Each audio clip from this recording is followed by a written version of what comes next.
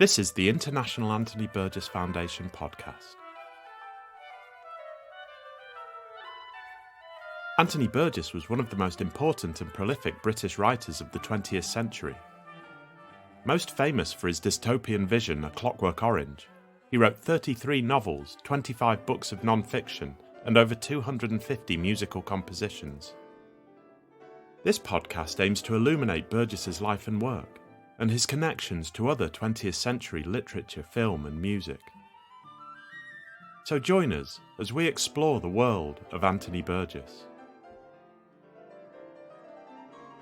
In this episode, Andrew Biswell explores Anthony Burgess's adventures in America with the help of Christopher W Thurley.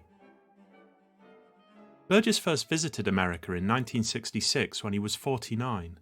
But over the course of his career, he gained extensive experience of both living and working in the United States. These experiences influenced some of his most important work, including Earthly Powers, and he analysed American culture extensively in his journalism and non-fiction. Christopher W. Thurley is an English faculty member at Gaston College in Dallas, North Carolina.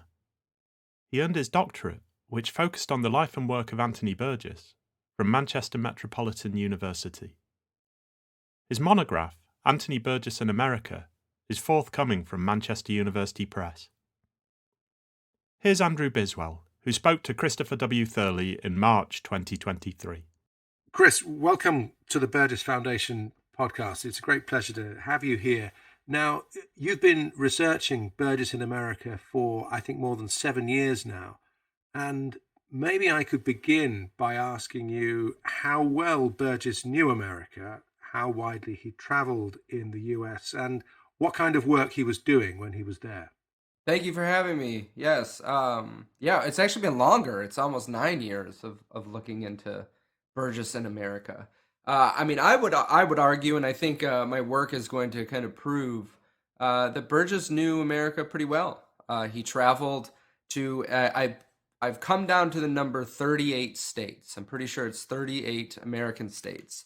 The only ones not visited were Alaska, Arizona, Arkansas, Idaho, Maine, Mississippi, Nebraska, Nevada, New Mexico, North and South Dakota, Oregon, and Wyoming. He went everywhere else. So that is to say that he visited more American states than the average American. And he probably talked to a very diverse group of Americans over a scope of the last, 20, no longer than that. He first visited in 1966.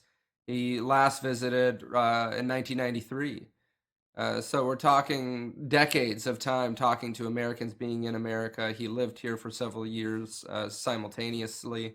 I think that he had a good grasp of American culture. He was an outsider, always an outsider, but as we'll talk about today, too, I think that he tried to kind of immerse himself into America and be a little bit of a kind of American.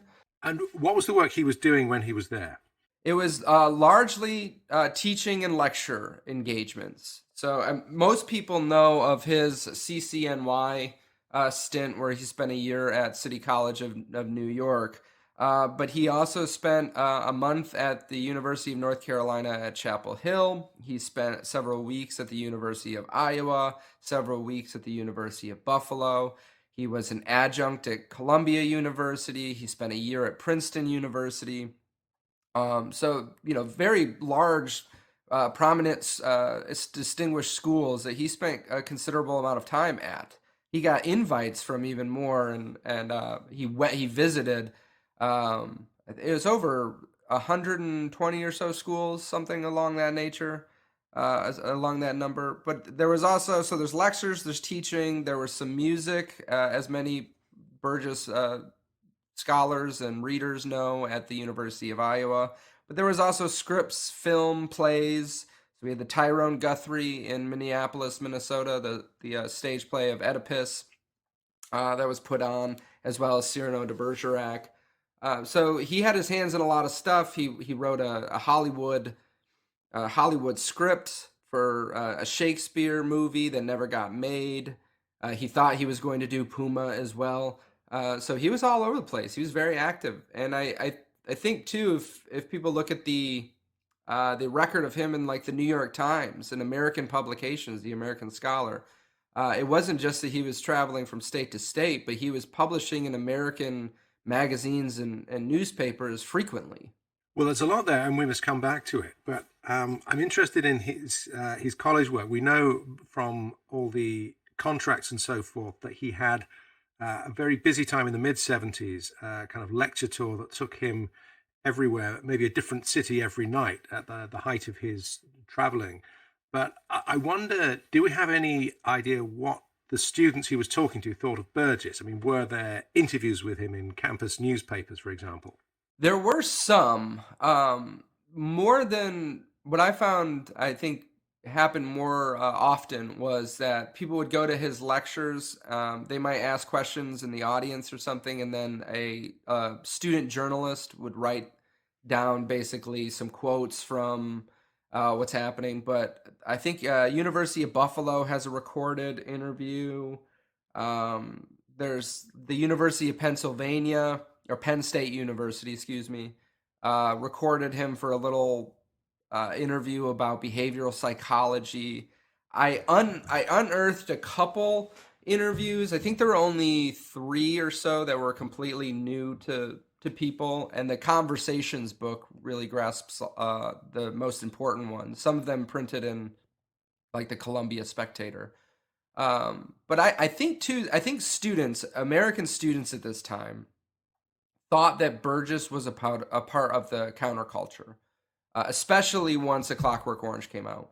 But as I hope we'll talk about too, he wasn't just known for that. For a lot of the lectures that he went on, it wasn't until 1971, 1972 that A Clockwork Orange comes on. But when that happens, I think students thought he was part of the counterculture. He's the creator of A Clockwork Orange, and he's part of the kind of youth movement. And then ultimately, a 50, 60-year-old man comes up and gives a talk, and they realize that it wasn't exactly what they thought it was going to be. But he still gave very humorous talks. He gave very kind of raunchy lectures as well that I think were meant to kind of work into what he thought he was supposed to be at the time. Now, one of the things that I think is a very important aspect of your new discoveries is that you've shown, I think, definitively that it wasn't just post A Clockwork Orange that Burgess became famous. He was already quite well known to American audiences before the release of the Kubrick film, and partly through his appearances on television pre-1971. And maybe you could tell us something about these very memorable performances that he did on, for example, the Dick Cavett Show and the Firing Line program. Yes. So while on campuses too, while giving lectures, he's giving lectures about like pornography and obscenity and censorship before A Clockwork Orange has even come out. And there are letters with professors too who are writing to him, talking about his nonfiction Joyce works and some of his other nonfiction books, and The Wanting Seed and A Clockwork Orange and the earlier books in his career before the movie came out. So they're just interested in Burgess before the kind of cinema fame. And before that comes out, he had already had a lecture tour in America. He was on the Dick Cavett Show twice before A Clockwork Orange by Stanley Kubrick came out. So it's not like it was just the film that made him famous. He had also he visited in 1966 for a kind of visit to Long Island University and Vanderbilt University. He was looked at as a scholar author, kind of talking about the modern novel at a panel with Richard Ellman at Vanderbilt, as well as Alan Tate and other professors and writers and biographers and so on. So I think that is the way that America had perceived him, was that he was just this erudite person. He'd written a lot, but he was also capable of doing kind of scholarship. Whether he called it kind of quasi-scholarship, but I mean, ultimately it is a form of scholarship. And that's why he was invited by multiple institutions to come speak. He was a very, I think, charismatic, good speaker, funny, brought in people's attention. And I think that word spread too, and he just started getting invitations everywhere. One of the places he went was Chapel Hill in North Carolina, and he keeps coming back to that particular period of time that he spent there. It's in the autobiography, but it also shows up in the fiction. And I wonder why the Chapel Hill experience was particularly memorable as far as he was concerned. My from where I came from with this was my research actually started at Chapel Hill.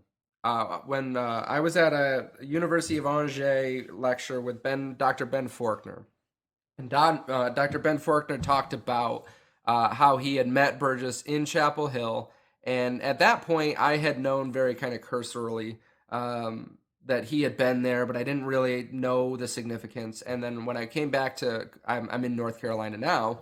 I wanted to do some investigating, and I started finding some news articles that were in the archives. I contacted them. I went out there, and I started doing interviews with professors that were there. And what I gathered after all that, after talking to all these people and finding all these kind of small elements, I think that Chapel Hill was kind of his entrance into America. He was given validation to stay at a campus for a month as a kind of visiting scholar, visiting writer, writer in residence, I think was the official title. And they gave him teaching duties as well. He kind of forced his way into some of those teaching duties, but he had teaching duties too for teaching literature. It wasn't just a creative writing pursuit, which he kind of forced. And I think they wanted him as a creative writing talker, but he forced himself into other classes as well. But ultimately, too, it was, I think, one of the biggest disappointments because when Burgess came to Chapel Hill, he's the writer in residence. He's this big kind of figure. He gives a lecture to the campus. And I think some old guard professors at the time, professors at the time have told me that some old guard professors were not very happy with the content of his talk, which was obscenity and pornography. They thought that he was kind of this unprofessional figure. He went to parties, he drank with people, he kind of schmoozed. He gives a provocative lecture. He's loud and kind of bombastic. And then Burgess thought, I think, that he was going to prove himself as a scholar, as a showman, as a writer, and that he would be congratulated by that, especially with a PhD. He thought he was going to get an honorary or a full doctorate out of this experience, and that was ultimately turned down. It actually went to a department meeting, and I don't want to say names because the people who told me this were very particular. They don't want to shame, especially people who have passed on. But there were certain individuals who said, absolutely not. We don't want him in the doctoral program. We're not giving him a PhD. Basically, he needs to go away. And it was the younger professors and the doctoral students at the time, especially Dr. Ben Faulkner, Patrick Samway, Dr. Thomas Stumpf, Weldon Thornton, who had gravitated to him, the younger kind of faculty and doctoral students, and kind of had fun with him, engaged with him in that way, but there were other people who were not impressed. And I think that's why it's a lasting kind of legacy in the way he talks about America. Now, apart from all this activity on campus, which is obviously very wide and very substantial, Burgess was also involved from about 1968 in script writing projects for Hollywood. First of all, the Shakespeare film that ultimately didn't get made, though he wrote the words and the music, and it got quite a long way before it was cancelled. But other projects too, for example, the Puma, which is an apocalyptic story about the end of the world. A planet crashes into the Earth, and, well, not to spoil the story, but that's how it begins. And this is obviously important to him as well, but beyond the scholarship, the kind of showman. And then there's the Broadway work as well, which is another aspect of his creativity. Can you tell us more about how that went and how successful these projects were? Well, they were not successful because nothing ever went to actually become a film. I think too. You said that he was interested in doing these kind of things. I think it was largely kind of money. I think he was interested in cinema and everything, and if it had worked out, he would have enjoyed the process. But he made a good amount of money getting these payments for these scripts and so on, even if nothing got made. So yeah, Will or the Body Bard comes out of the actor Bill Conrad had reached out to him almost immediately after Lynn had passed away. And I think they were in some discussion. 1967, he actually got contacted by Warner Brothers to do this. And you see in the Los Angeles Times, a couple other publications in California, notices in 1967, 1968 that Burgess is writing a new Shakespeare film, and it's going to come out, and this is the producing company and so on. Bill Conrad invites him out to Hollywood after Lynn passes. They have a discussion. This is also the genesis of MF that comes from this too, talking to this individual. So he writes it. It's finished on Christmas Eve, 1968. The script, the 145-page script that is now at the International Anthony Burgess Foundation, and it's sent. But then there's a shakeup at Warner Brothers. There's new management, and everything basically gets shut down. And I thought that I actually found a letter from his agent at the time, Deborah Rogers, who had kind of a humorous, I don't think it was intended to be humorous, but she sends him a letter that says, unfortunately, nothing worked out, and sorry, and have a good trip to North Carolina. And that's basically the death of Will and Will or the Body Bard. But as with anything that Burgess did, he wasn't going to let that slide, and he kind of uses it into Enderby's Dark Lady later on. Puma, the kind of screen adaptations and stuff were not a huge focal point of what I was looking into and researching, and I think Dr. Paul Wake did a fantastic job in the Irwell edition of Puma, going over the intricacies of it. But this gets turned into the narrative and the end of the world news too, and his research for the New York book by Time Life is incorporated. This knowledge of New York City is incorporated into this disaster movie. I think if we were to guess at what would have happened if these things were made, I think Burgess would have been, a household name. But ultimately, all of these crashed and failed.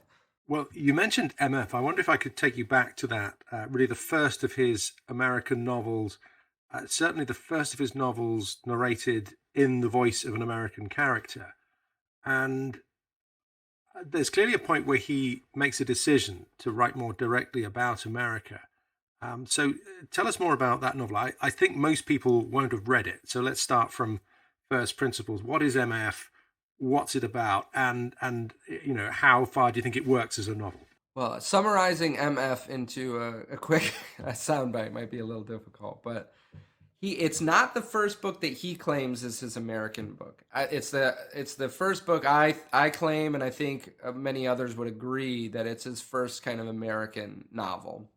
He says that The Clockwork Testament is his only American novel and the only one he really wanted to write. I don't know how much we can agree with that, but there's a decisive shift in his style, I think, as MF comes out in 1971. So he's writing it in 1970s in America. He's teaching largely in New York City, and he's gone to other places. And he's seeing youth movements. He's on Dick Cavett talking about these things. He's writing in the New York Times about youth movements, counterculture, all the kind of tumultuous events going on in America. And then we get MF, which is supposed to be this anthropological kind of structuralist novel, which is, I think if you boil it down, it is talking about the Oedipus myth, but he's relating it to American culture. And it's all about this kind of incestuous nature of American culture, based on the kind of theories of Lévi-Strauss, Claude Lévi-Strauss. In my research and the writing that I've done, I've kind of deflected any, does he do the structuralist attempt well? And I'm not really concerned with that. I think people will argue constantly about whether he achieves this or not, but what I think he does is he wraps it up so closely to America that we cannot avoid that. It is a book about American culture, American mythos, and the way that he kind of sees it. And it's wrapped up in a kind of puzzle book where everything has multiple meanings. There's polysemy, there's allusions, there's double entendres everywhere. Everything is kind of a code, and it all comes down to kind of almost like race consciousness in America too, and how he sees America as being kind of over sexualized, over focused on race consciousness and homogenization of both race and culture. And it's wrapped up in this first American character, Miles Faber, who's a Black American who has family in Central America, and it opens with him in Massachusetts at a university having sex in public, and then it goes from there. And I think what this is doing too is, if you'd read anything before MF, you'd see a different style in Burgess too. There's an attempt to not have kind of explicit vulgarness or swear words and so on in there. And then after MF though, it's like all bets are off the table. There's a lot of very explicit language in there, explicit kind of sexual descriptions, and I think too that is an influence from American culture at the time. If you look at the other movies and books that are coming out during this time, the things that Burgess was reading, this is very much in the vein of the zeitgeist, essentially. Right. People like Philip Roth, who I think he had huge admiration for and had met in London before he began to live in America in the 70s. I can see a line maybe from Portnoy to MF, perhaps. And then there's Terry Southern, who gives A Clockwork Orange text to Stanley Kubrick, who is writing books like Candy and Blue Movie. Candy becomes a film as well. Terry Southern's idea was that Blue Movie was going to be this Hollywood porn movie that was going to be something that was art but also pornography. It never got made, but this is during the porno chic era too, where films like Deep Throat are trying to become almost Hollywood in their pornographic film presentation. So it's during a kind of strange era where the laws aren't very concrete, and the theaters don't necessarily have restrictions on what they can show. So we have things like Deep Throat being shown in regular movie theaters where other films are being shown. And Burgess is very much aware of all of these aspects, especially living in the very diverse kind of cosmopolitan city of New York City. He knew all of these things. He was aware of these aspects, and I think it's him trying to get into the culture. Additionally, there's Gore Vidal too in 1968 with Myra Breckinridge. It's very much an American theme of kind of highly sexualized, violent, kind of odd, ridiculous sexual proclivities going on in literature and film at the time. One more point about MF. There's a beautiful moment on Dick Cavett where Cavett asks Burgess what the title means. And obviously in his head he's thinking, is it male, female? Is it Miles Faber? And this is prime time. You can't possibly swear. And you remember, you'll have seen it. Burgess looks at Cavett and he says, "It means what you think it means."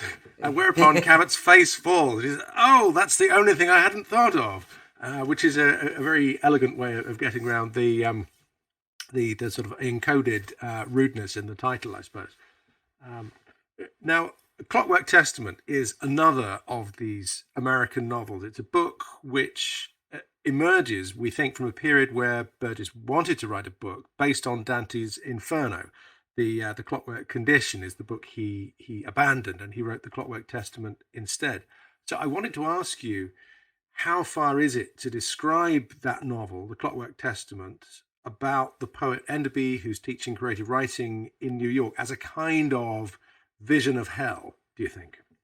I think, just if we think about his time on Cavett too, that some of these crazy experiences where he's kind of a comedian, as well as in another episode, someone yells at him that he's wrong about Shakespeare speaking like Boston, people in Boston, and he gets into kind of a dialogue with this person. I think some of these like ridiculous little concepts and or these ridiculous experiences end up turning into the Clockwork Testament. And I think at the time that the Clockwork Testament is published, so we're looking at 1974.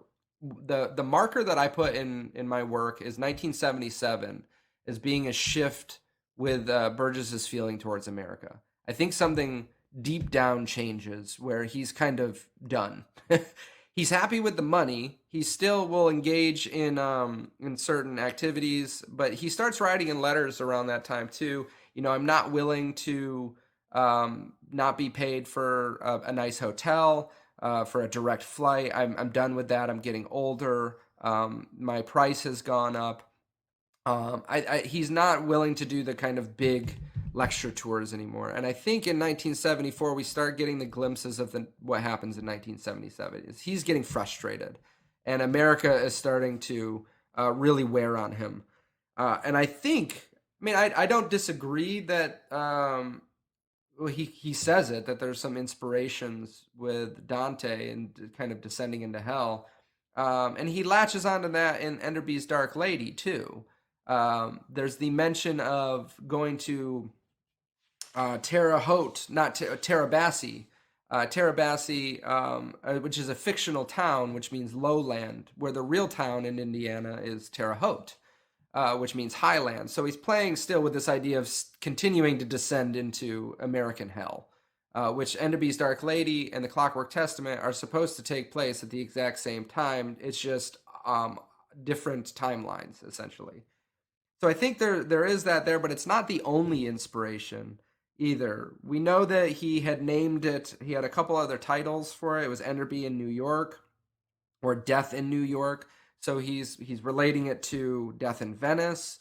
The use of Testament too, which thank you to Dr. Biswell, which we discussed many years ago, is likely a kind of allusion to the Testament of Orpheus by Jean Cocteau. I think there's a multiple things that he is pulling from. But the vision of America just being this chaotic place where no one knows culture, where everybody is kind of silly, where they can't transcribe a show correctly. People don't know Gerard Manley Hopkins is dead. They're trying to contact him on a phone. It does have a level of absurdity and hell wrapped up in it. But an interesting point too is that this comes right after probably one of his most infamous kind of public gaffes and public combative approaches to higher education in America, which was at Fordham University in June 1973. He was asked to come give a graduation talk, a graduation ceremony talk, and then he went on to bash the university for not having a certain level of decorum, I guess, that he expected. And then the president of the University of Fordham spoke out publicly against Burgess and claimed that he was demanding liquor before he talked, and he spoke down to people. And then the English department head, I think it was, of City College of New York responded to him publicly and said, well, I never had problems with Burgess when he was at CCNY, and so on. So I think this public kind of feud that took place, and what he claimed in multiple publications, that Fordham reminded him of everything that's wrong with higher education, was kind of something that helps turn the Clockwork Testament into this absurd, ridiculous, hellish landscape of incompetent people around Enderby. I'm pleased that you mentioned money as well, it's an important part of the story. And looking at the contract for this lecture tour, I was astonished to see that in the early 70s, 74, 75, Burgess is getting $1,500 a night, or sometimes as much as $2,000 just for showing up and giving what we think was substantially the same lecture every time, the meaning of a Clockwork Orange or something. And of course, he refused for anyone to record it so that he could send the same material round in different places. But I mean, do we know what he spoke about when he arrived at different campuses and colleges in this lecture tour? And I think large audiences turned out to hear him sometimes talk about Clockwork Orange, sometimes other subjects. But you know much more about this than I do. There were actually times where he refused to talk about A Clockwork Orange. He returned to Princeton at one point, and they asked him to give a talk about A Clockwork Orange, and he refused. And he read from Napoleon's Symphony, and I think one other piece. But yeah, so this is after Kubrick's film had come out, and I think he kind of saw the opportunity to make money, and he was making a lot of money. I make a point of this. I don't have the figures in front of me, but no, he was making six-figure income. I mean, you said $2,000 per lecture. That's close to $10,000 per lecture in today's kind of currency. And we're talking about doing 30 of those. He was making a considerable amount of money, while also we see comments in journalism and books where he says that he had no money because he had to pay for the plane tickets, or he had to pay for the hotels and so on. And I don't know how much we can believe that, especially knowing that he had multiple houses throughout Europe as well. But I mean, America helped fund him, and that was one of my biggest arguments of the whole book, is that his lecture tours, his American audiences actually provide Burgess with his career. It's thanks to American money, something that he criticized frequently, that actually gave him kind of the financial freedom to be the Burgess that we remember now. And I'm not criticizing for him for that. I think it's interesting that conversation has not been discussed, that it's really in America where he makes a considerable amount of those funds for his life. But no, he's doing multiple lectures. He has the meaning of A Clockwork Orange that he's doing over and over. He has obscenity and their limits. There's a kind of list of lectures that they can choose from. The company that produced his lecture tours would send out basically a sheet and was like, this is what you can choose from for lectures. And there was James Joyce on there. There was Shakespeare. There was obscenity. I think the modern novel. And then there was A Clockwork Orange. And ultimately, that ended up probably, after the film was coming out, I think that becomes the most frequent talk that he gives. But really, I mean, we don't know exactly what was going in there, but we do know the reporting in a lot of the campus newspapers. And they basically discussed that the talks would turn into kind of some of the other talks that he would have. It would talk about pornography, obscenity, censorship. It would turn into kind of stories about Kubrick. A couple times he publicly denounced Kubrick for in multiple different ways, calling him a pornographist at one point, or something along those lines. But it's funny how some of the talks would seem to meld into the same themes. There's one particular, which actually Kenneth Toomey in Earthly Powers actually gives some of the exact same lectures that Burgess did, like the modern novel or something.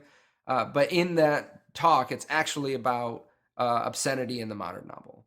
But that's kind of left out of the title. I don't know if it's because the production company maybe didn't want to advertise it, but then when Burgess shows up, that's what he's talking about.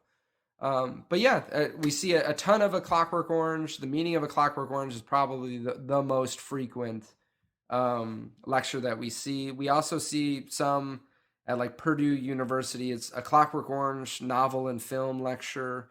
So they're asking for him to talk about not just the book, but then also the film as well.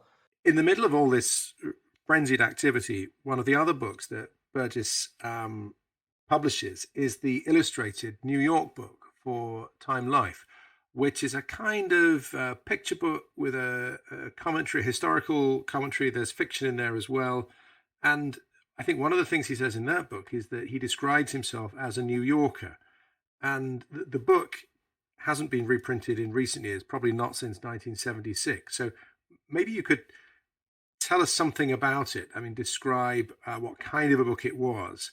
And also, I'm interested to know what you think of Burgess's claim to be at that time a New Yorker. It's a really interesting book. I've read it twice, and I was looking over it in preparation for this, and I want to look at it again, really, because at a point when I read it, I think I thought it was just a kind of stock tabletop picture book that had been cleaned up by the publishers, and it was. I think you actually gave me a letter where it's the Time Life editors said, we fixed up an entire chapter, we cleaned some of these things. So some of the Burgessian aspects have been stripped out. But when I was looking over it recently too, it's still very much a Burgess production, a Burgess composition. And there's a lot of kind of provocative comments and personal anecdotes thrown in there. I would love to see it reprinted, possibly without the pictures too, just as a text. And it's written too at a time when he was working on another project called Eyes of New York, which is a much more creative project where he opens talking as if he's kind of Ishmael of Moby Dick, talking about the American species, all the different types of Americans and their eyes and so on. And so we get him as this person who is creating almost a little oeuvre of American texts as this British visitor. But I do think, when do you become a person? I'm a New Yorker. I grew up in New York, but I didn't grow up in New York City. I grew up in upstate New York. I haven't lived there in 18 years. Am I still a New Yorker? Or has Burgess visited? He visited more states than I have visited in my own country. So does that make him, more knowledgeable about America? These are definitions that are highly subjective. I think having lived there for several years, he was a kind of American. He was an expat. He was a visitor. He was a foreigner, but he lived there. And he knows New York City better than, I think, especially at that time, better than a lot of other Americans. And all the traveling that he did and all the people that he met, he had a much more diverse kind of perspective of Americans than many people who live in this country. So for him to have that perspective too, I think it's healthy. It's very kind of very much in the ethos of Mark Twain, right? You have, in order to know your country, you have to leave it and come back. As an outsider, he was able to, I think, tap into some of the problems in America, some of the kind of illogical things that cultures and societies do, and point them out, not always to favorable review by Americans. But so he writes, he gets basically chosen to write a book about America or about New York City, and then tells the perspective too of institutional poverty, of the problems that are going on in New York City. It's clear that he did a good amount of research to write the book as well. So he didn't take it lightly that he was just commenting on, his kind of impression of the city. He was trying to actually do a little bit of kind of reporting. It's very interesting. Burgess moved around so much. I'm thinking too of the film he made about Rome in the late 70s, where he says, "Oh, I'm a Roman. I've got a house here. I spent a lot of time in Rome." Sometimes when he's in Ireland, he's Irish as well. And I think he's such a chameleon that these identities, he kind of takes them on at various times and then maybe moves on to the next one, which is not at all to deny the importance of his American New York experiences. Now, America, of course, remains a preoccupation in the later novels, especially Earthly Powers, also The End of the World News, and Enderby's Dark Lady. And these were very successful novels, some of them. I was just looking up the contract for Earthly Powers. The US edition was sold for $275,000, and they printed 100,000 copies of the first edition. So clearly there's an excitement on the part of his publisher They paid much more than the British publisher, for example. But my question here is, do you think Burgess's ideas about America changed over time? And is that reflected in the fiction that he went on to publish in the 1980s?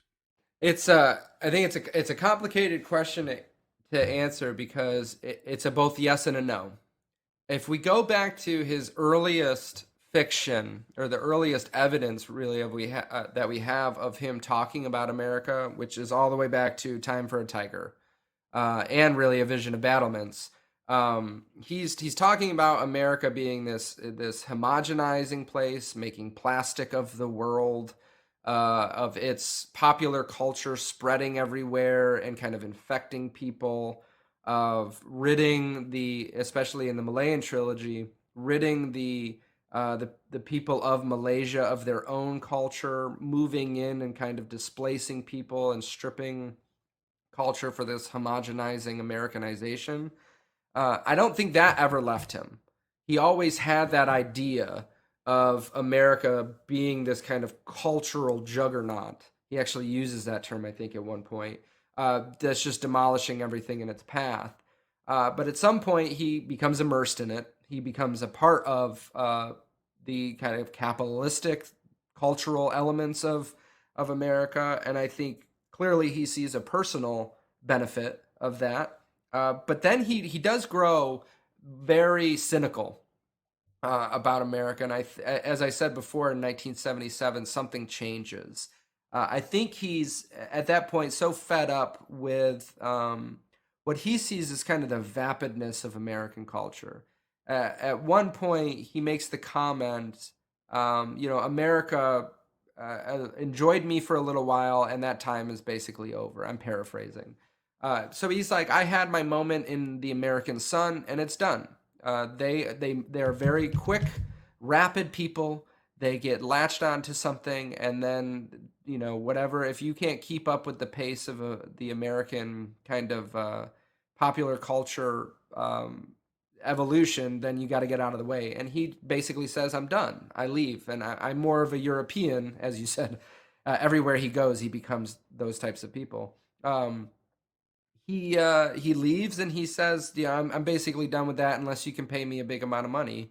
And then I'm happy to come back to do a talk or to do a book talk or a book lecture tour or so on. So the answer is he was always suspicious of America and Americanism and American politics and American culture. He realizes some of the benefits of it. He recognizes that America is where the Western man is going to kind of find himself. That's another paraphrased quote from him. But then he also becomes very cynical and depressive about the overemphasis on kind of low culture, lack of erudition, the scoffing at kind of intellectual matters. He sees politics in America as just being this kind of silly game that people play. And then he essentially kind of removes himself from it and says there's not a whole lot of seriousness going on. And which is also why, back to one of our earlier points, why he adored Dick Cavett. Dick Cavett, he said, I think is on his last visit to the show, or one of he visited 8 times, I think. He said, you're the only talk show host who has read all of Henry James. You're a writer, you're a thinker, you're an educated person. He says at one point, Johnny Carson probably doesn't even know who Henry James is. So he sees Dick Cavett as being a kind of last bastion of hope for American intellectual,ism. And then he sees it kind of slipping. And even though he's still selling, I think, more books there than anywhere else in America, anywhere else in the world, he sees a kind of Philistinism that is taking deep root, and he doesn't really see it as being, I don't think, redeemable, which is why he exits. You got me thinking as well that in both volumes of the autobiography, for some reason, he begins both of those books with these very vividly drawn episodes in America, in Little Wilson and Big God, and You've Had Your Time. which I'd not really thought about properly before. And maybe I need to go away and think about some more. But in a sense, they're both American books, particularly the second volume, just because it's a subject he can't leave alone. There's got to be a sort of fascination there, even in spite of the terrible things that you've mentioned that he sometimes says about American culture. Yeah, I mean, the you've had your time. The second part is almost all America. I think. I mean, it's probably what 2/3 maybe focused on kind of American culture and all of his travels throughout America. I'd have to look back at it to get more of a kind of concrete estimation of percentage, but it's very much his American confessions. And then towards the end of it, it turns more European. And then his first confessions is just Manchester is England. But the You've Had Your Time is almost in its own right one of his kind of American novels. Well, this brings me on to your own work and how that's refocused attention on Burgess and America. Rightly so, because as you say, it's there right from the beginning of his writing life and becomes more and more of a place, ultimately the subject of his writing as well. Now, you've written a PhD dissertation about Burgess and America, we think the first. And how did you go about? It's a huge piece of research, but walk us through it if you can and tell us how you've managed to assemble the material for that academic inquiry. Yeah, I think it's the first. I wasn't able to find any evidence, and honestly, I think I stumbled upon gold.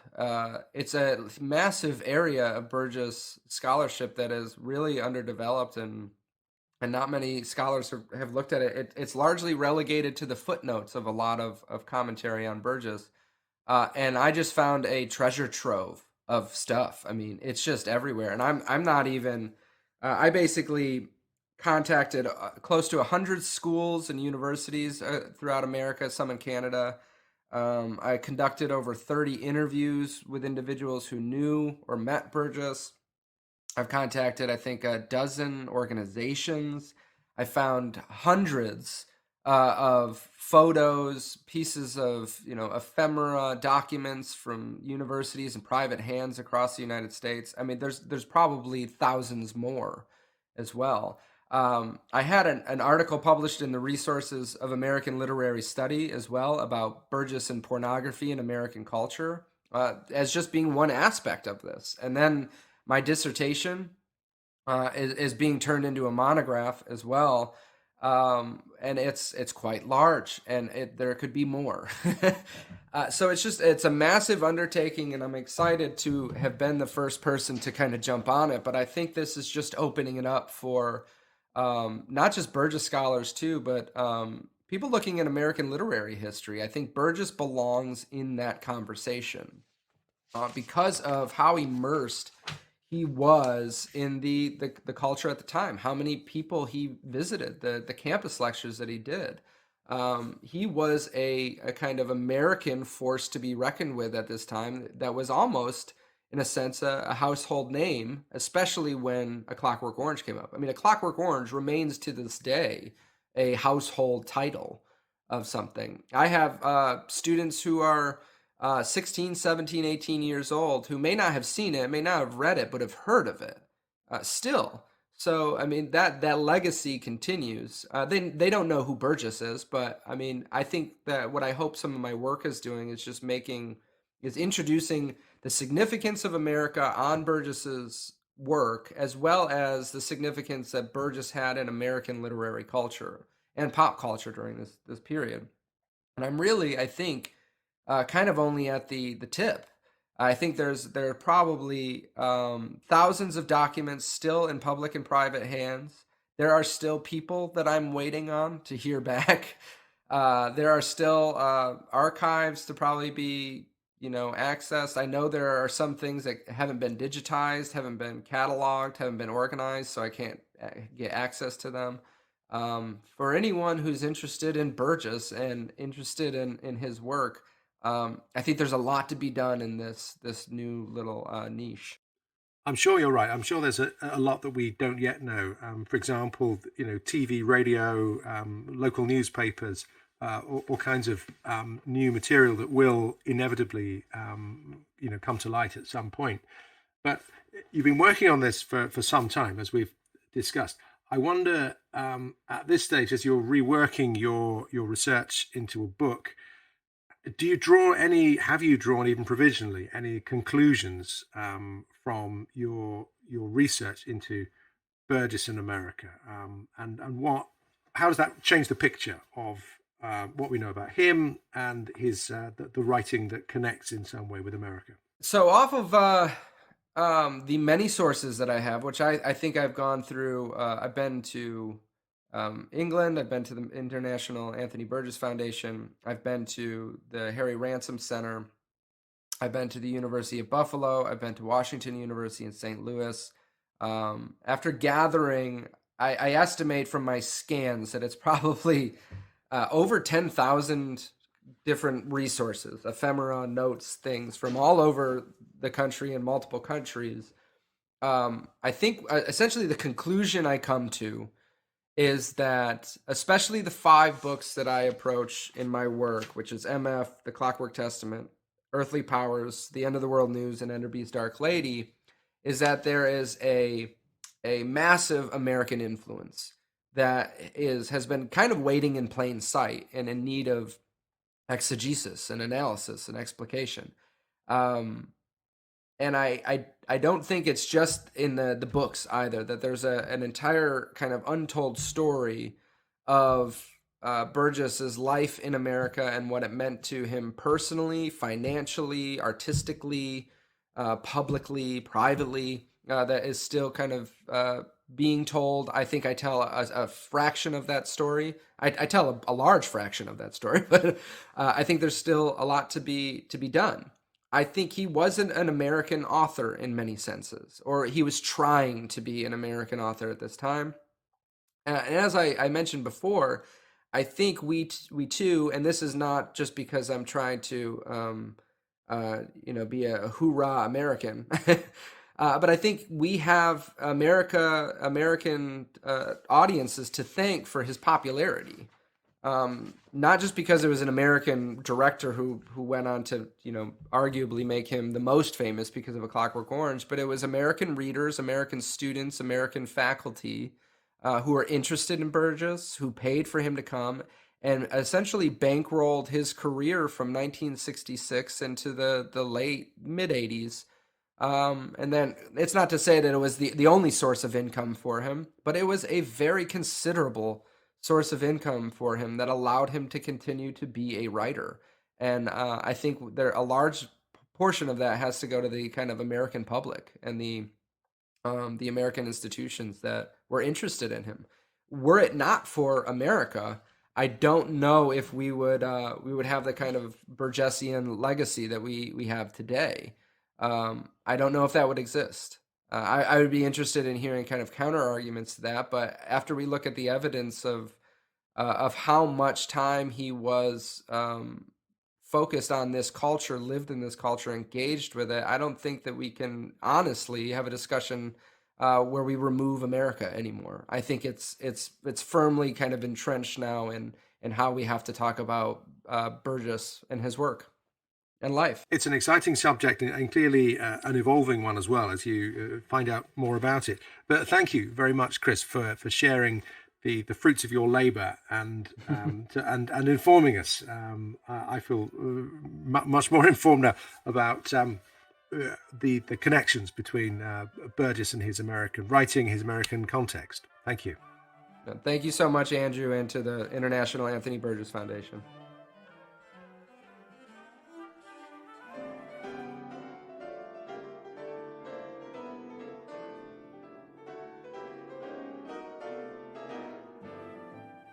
You've been listening to the International Anthony Burgess Foundation podcast. Christopher W. Thurley's book, Anthony Burgess and America, is forthcoming from Manchester University Press. For more information about Anthony Burgess and to find out how you can support the work of the Burgess Foundation, visit www.anthonyburgess.org. If you've enjoyed this episode, Why not leave us a review and subscribe wherever you get your podcasts?